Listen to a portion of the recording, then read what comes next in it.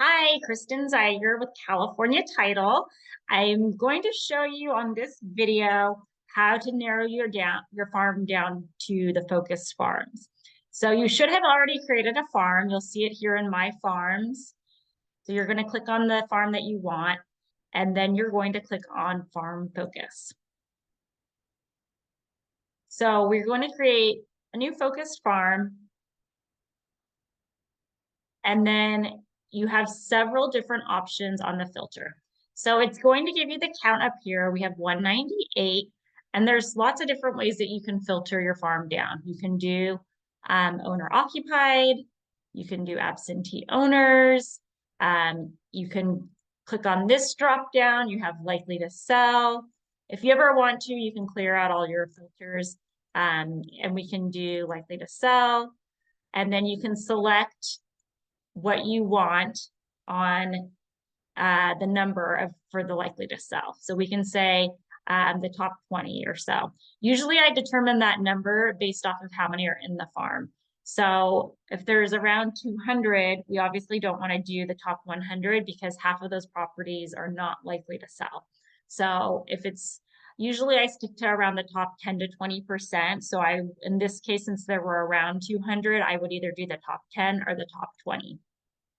So this is a great tool to use if you have an open house or if you have a new listing and it's an area you don't normally farm.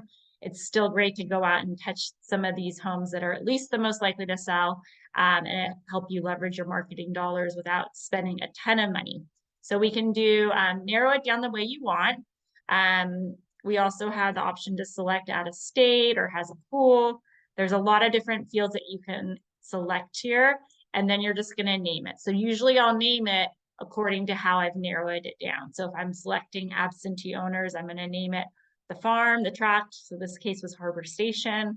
And then I'll put Harbor Station absentee owners or Harbor Station likely to sell so that I can easily go back and access that file.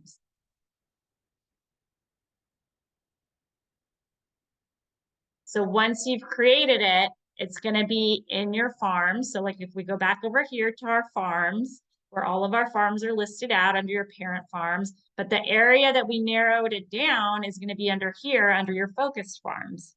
So we can click on this, and it's really just going to be pretty much the same visual as your parent farm, but it's just going to be less properties. So from here, you can do all the same things that you did on your parent farm.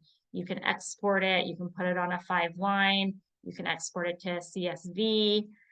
There's so many different things that you can do in here. You can share this, you can email it to your marketing person. So there's a lot of different ways that you can use this, but it will be saved in here under your focused farms.